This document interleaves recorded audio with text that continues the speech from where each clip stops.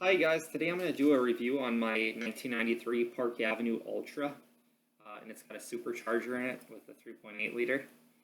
I bought the car in 2006, and the car had every option imaginable on it. I mean, it had leather seats, power seat there in the front, and yeah, honestly, that's the most powerful car I've ever driven. One time I passed four oil field semis on a two-lane highway.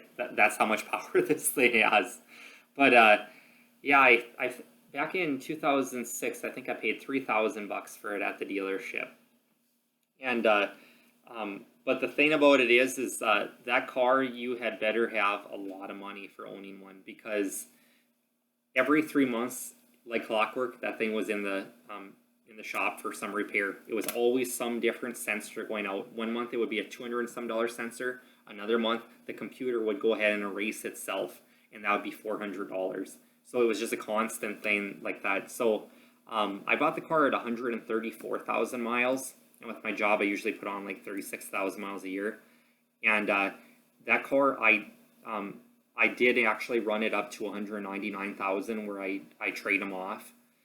But like I said, I just stuck so much money into it over the years. I remember one time I was going to my aunt's place in like February or something to celebrate New Year's Eve, and I forgot what the heck the problem was, but I dropped off the Chevy dealer, and it was a 900 and some repair bill, probably like $950 I stuck into this darn car. And then later on, when I went to go buy my Mustang, which with a 4.0 liter V6, by the way, this car is a lot more power than that. Because I was just getting pissed off with it.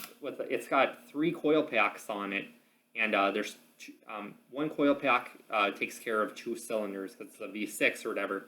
So as long as you're giving the car gas, it would stay running. But as soon as you would let off the accelerator all the way, then it would die on you. So when I get to stop signs in town or whatever, I pull the automatic shifter lever into neutral and kind of rev it up a little bit, and then throw it in drive to get going at the stoplights. And I finally got annoyed of driving it like that for so long. I took it to one of our local mechanics, and he's a really good mechanic, and turned out one of the ignition coils was bad, and that fixed that problem. But yeah, like I said, it was a fun car.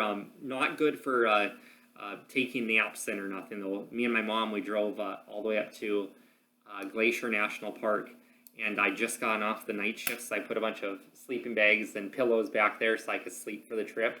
And how the back seat is set up is you have a cushion here and a cushion over here for the other passenger, but in the middle there's like a little thing there. So yeah, you couldn't take naps in an approach or nothing in this car. But yeah, what else about it? Oh, the hood latch. It's got a big old hood on it. And I realize that your hood latches stretch after a while, but on this car here, I did have it eventually where I pull the hood latch and it wouldn't pop the hood, and I have to have a friend come over and push down on the hood to relieve pressure on it, and then I would pull the latch out and hold it out while he went ahead and he, just press the mechanism that you're supposed to underneath the hood to open it up, and then we ended up going to a junkyard and I bought a whole new cable and everything right out of a junkyard car and put it in. That fixed it and everything. So but yeah, like I said, between all those sensors over the years and that hood latch, and then sticking money into the I think that's some fuel line leak, and I'm not even sure what else. Oh, a harmonic balancer was out on it. That went out too. And that was probably all that happened at about 191,000 miles. I had to stick all that money into it.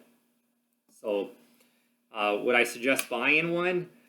Like I said, they're fun, but they're going to cost you a lot of money with all those sensors. And one of my buddies, he actually had one of his own too, and he actually said that power seat for the driver, that his actually went out, and that was $1,600 for a new seat. So that sucks for him.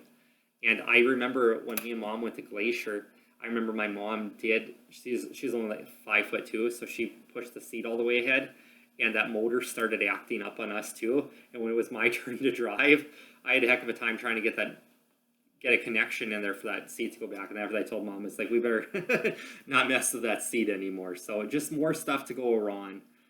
So honestly, with Park Avenues, I would honestly suggest getting a Buick LeSabre, just because they don't have all those options to go wrong. They're more bare bones. I mean, it's a car. It's it's not your house or something. So, but yeah, that's my thoughts on the Buick LeSabre and my experience of owning one for a few years. So, all right, take care, you guys.